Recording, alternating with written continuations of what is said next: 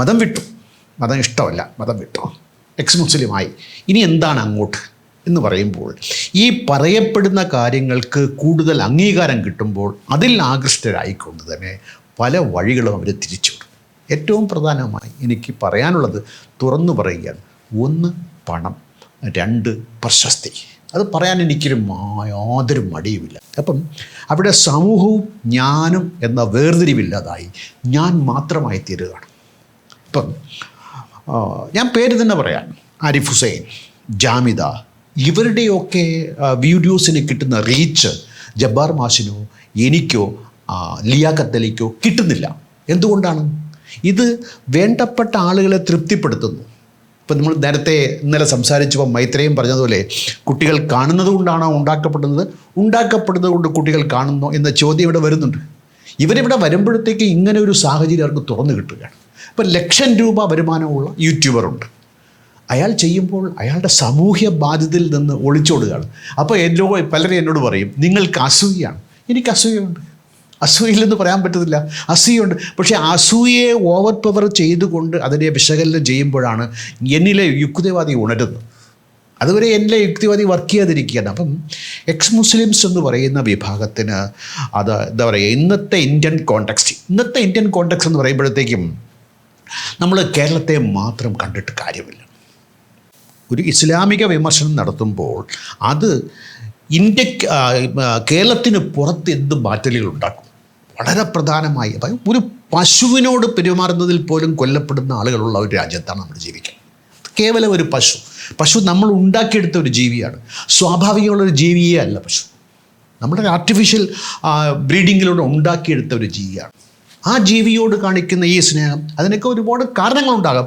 പക്ഷേ ഇന്ന് ആധുനിക സമൂഹത്തിൽ ജീവിക്കുമ്പം നമുക്ക് ഒരു പശുവിന് പോലെ 9,000 പശുക്കളെ ഉണ്ടാക്കിയെടുക്കാം. ഇത്ര കോഴികൾ നമ്മൾ ഉണ്ടാക്കുന്നു. ഇതിനോട് കാണിക്കുന്ന സ്നേഹം മനുഷ്യരോട് കാണിക്കാത്ത ഒരവസ്ഥയുള്ളപ്പോൾ അത് കാണാതെ ഒരു വർത്തമാനം പറഞ്ഞു കഴിഞ്ഞാൽ അത് സാമൂഹ്യ ദ്രോഹപരമായ നിലപാടാണ്. നിങ്ങൾക്ക് പണമുണ്ടാകും, പ്രശസ്തി ഉണ്ടാകും, അതൊന്നും വന്നില്ല. നമ്മൾ ഈ ജീവിക്കുന്ന ഈ രാജ്യം ഇതുപോലെ നിൽക്കണം. നമ്മുടെ കുട്ടികൾ, ഇപ്പോൾ എൻ്റെ ചെറുമകനുണ്ട്, അവന് ഇന്ത്യയിൽ ജീവിക്കാൻ പറ്റുമോ എന്നുള്ള ഉത്കണ്ഠ എനിക്ക് വളരെ വലുതാണ്. അതിലേക്ക് ഞാൻ എന്ത് ചെയ്യണം? അപ്പോൾ എൻ്റെ പണവും പ്രശസ്തിയും എൻ്റെ ഹോബിയും എൻ്റെ ആത്മരതിയും ഇതൊക്കെ വളരെ പ്രധാനമാണ്. ഇപ്പം ഞാൻ യൂട്യൂബ് ചെയ്യുമ്പോൾ എനിക്കൊരു ആത്മരതിയുണ്ട്. ഇപ്പം ഞാൻ നിങ്ങളോട് സംസാരിക്കുമ്പോഴും നിങ്ങൾ എന്നെ കേട്ടിരിക്കുമ്പോഴും നമുക്ക് മാനസികമായ ഉല്ലാസമുണ്ട്. ഈ ഉല്ലാസത്തിനിടയ്ക്ക് നമ്മൾ മറന്നു പോകാതിരിക്കുന്നത്, നമ്മൾ ഈ ഉല്ലാസം അനുഭവിക്കാനുള്ള നമ്മളെ ചുറ്റുപാട്, ഇത് നഷ്ടപ്പെട്ടു പോകാതിരിക്കാൻ നമ്മൾ അങ്ങേയറ്റം ശ്രദ്ധിക്കണം. ആ കുറവ് നിങ്ങൾ ഈ പറഞ്ഞ കാര്യത്തിൽ ഉണ്ടാകുന്നുണ്ടോ എന്നുള്ള കാര്യത്തിൽ സംശയമേ ഇല്ല. ഒരു ഉദാഹരണം പറയാം. ഇപ്പം കൈവെട്ടണം എന്നൊരാൾ പറഞ്ഞിപ്പം അയാൾ എന്താ പറയാൻ കാരണം? സമസ്തയുടെ നേതാക്കളെ വിമർശിച്ചാൽ കൈവെട്ടണം. അയാൾ പറയുന്നത് വടിവാളുമായി പോയി വിമർശിക്കുന്നവനെ കൈവെട്ടണമെന്നുള്ള ഉദ്ദേശത്തോടു കൂടിയല്ല ആൾ പറയണത്. അത് നമ്മൾ കാണണം. അതായത് അയാളുടെ വിദ്യാഭ്യാസപരമായും സാമൂഹ്യപരമായും ഉൾക്കാഴ്ചയുടെ കുറവ് കൊണ്ട് അയാൾ പറഞ്ഞു പോകുന്ന കാര്യമാണ്. എന്നാൽ കൈവെട്ടുന്നവരുണ്ടോ? തീർച്ചയായിട്ടും ഉണ്ട്. ഇപ്പം നമ്മളിപ്പം ജോസഫ് മാഷിൻ്റെ കൈവെട്ടിയിട്ട് 13 വർഷം കഴിയും. പിന്നീട് സംഭവിച്ചില്ലേ? നമ്മൾ സൽമാൻ റുഷ്ദിയെ, ഇപ്പം ഈ അടുത്ത കാലത്തിൽ അദ്ദേഹത്തിൻ്റെ കണ്ണുപോയത്. അപ്പം അത് ഇവിടെ മാത്രമാണോ?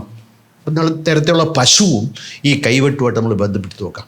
അപ്പോഴാണ് ഈ കൊമ്പുണ്ടോ എന്ന ചോദ്യത്തിന് പ്രസക്തി വരുന്നത്. അപ്പം മറ്റു മതങ്ങളിൽ നിന്ന് ഇസ്ലാമിനെ അങ്ങ് ഒരുപാടൊന്നും വേർതിരിക്കണ്ട. ഇത് എല്ലാ രീതിയിലും എല്ലാ മതത്തിലും വർക്കൗട്ട് ചെയ്യും. അപ്പം എങ്ങനെ ഉപയോഗിക്കപ്പെടുന്നു എന്നുള്ളതാണ് പ്രധാനം. ഒരു പശുവിനോട് ഒരു മനുഷ്യനെന്തത്ര സ്നേഹം ഉണ്ടാകാൻ കാര്യം? ആ സ്നേഹം ഉണ്ടാക്കിയെടുക്കുകയാണ്. ആ സ്നേഹത്തെ ഉണ്ടാക്കിയെടുക്കാൻ രാഷ്ട്രീയമുണ്ട്. ആ രാഷ്ട്രീയത്തെ മനസ്സിലാക്കാതെ നമ്മൾ പശു മാത്രം പറഞ്ഞിട്ടോ അല്ലെങ്കിൽ മറ്റൊന്നും പറഞ്ഞിട്ടോ, അതുപോലെയാണ് ജിഹാദ് എന്ന് പറയുന്നത്. ഇപ്പം നമ്മൾ ലോകവ്യാപകമായി തന്നെ ഇസ്ലാമിനൊരു തിരിച്ചടി ഉണ്ടായിക്കൊണ്ടിരിക്കുന്ന ഘട്ടമാണ്. ഇപ്പം ഹമാസ് 1700 പേരെ നിഷ്ഠൂരമായി കൊന്നു. 1700 എന്ന് വെച്ചാൽ നമ്മളിപ്പം 3 പേരേ ഉള്ളൂ. 3 പേരും മരിച്ചിവിടെ വീഴുകയാണെങ്കിൽ അവസ്ഥ നിങ്ങൾ ആലോചിച്ച് നോക്കൂ. ഈ മുറിയിൽ കടന്നു വരുന്ന ആളുടെ അവസ്ഥ എന്തായിരിക്കും? അയാളുടെ മനോഗതി എന്തായിരിക്കും, അയാളുടെ പ്രവൃത്തി എന്തായിരിക്കും, അയാൾ ഉണ്ടാക്കുന്ന എന്താ പറയുക ആഘാതം എത്രമായിരിക്കും. പക്ഷെ 1700 ആളുകളെ അങ്ങനെ കണ്ടപാടെ തന്നെ വെടിവെച്ചു കൊള്ളുന്ന ഒരു ക്രൂരകൃത്യം ചെയ്തിട്ട് ഇപ്പോൾ എന്തു പറ്റി? 25,000 ആളുകൾ, അതിൽ 10,000 കുട്ടികൾ. അപ്പം നമ്മൾ ഇസ്ലാമിനെ വിമർശിക്കുമ്പോൾ ഇത് കണക്കിലെടുക്കാതിരിക്കാൻ പറ്റുമോ? ഇപ്പം ഫലസ്തീനികളെല്ലാം ഹമാസേ അല്ല. ജെയ് സ്മിത്ത് എന്നൊരു ക്രിസ്ത്യൻ അപ്പോളജിസ്റ്റ് ഉണ്ട്. അദ്ദേഹം ലണ്ടനിലാണ് താമസം. അതായത് ഇസ്ലാമിനെ പ്രത്യേകമായ രീതിയിൽ വിമർശിക്കുന്ന ഒരാളാണ്. അദ്ദേഹത്തിൻ്റെ വിമർശനം നൂതനമാണ്, പക്ഷേ എളുപ്പം ഉൾക്കൊള്ളാൻ പറ്റുന്നതല്ല. അദ്ദേഹം പറയുന്ന ഒരു കാര്യം, മുഹമ്മദ് നബി ജീവിച്ചിരുന്നത് ഇന്ന് ഈ പറയപ്പെടുന്ന കഥാപ്രകാരമേ അല്ല. അതിന് അദ്ദേഹം പറയുന്ന പ്രധാനമായ പോയിന്റ്, നബിയുടെ സീറ കഥ എഴുതുന്നത് 200 വർഷത്തിന് ശേഷം. അപ്പം എഴുതി സൂക്ഷിക്കാനൊക്കാത്ത കാര്യം, ഡോക്യുമെൻ്റ് ചെയ്യാനൊക്കാത്ത കാലം. ഈ കാലയളവിൽ വാമൊഴി കൊണ്ട് മാത്രം പകർന്നു കിട്ടിയ 200 വർഷം ശേഷത്തുള്ള കഥയ്ക്ക് എത്രമാത്രം യാഥാർത്ഥ്യവുമായി ബന്ധമുണ്ടാകും. അപ്പം അതുകൊണ്ട് പറയപ്പെടുന്ന ഇസ്ലാം ഉണ്ടാക്കിയെടുത്ത ഇസ്ലാം, കോൺസ്റ്റന്റൈൻ ചക്രവർത്തി ക്രിസ്ത്യാനിറ്റി ഉണ്ടാക്കിയതുപോലെ ഇന്ന് കാണുന്ന ഇസ്ലാം പല ഘട്ടങ്ങളിൽ ഉണ്ടാക്കിയെടുത്ത് ചേർത്ത് ഉണ്ടാക്കിയെടുത്ത് വെച്ച ഒരു രൂപമെന്നാണ്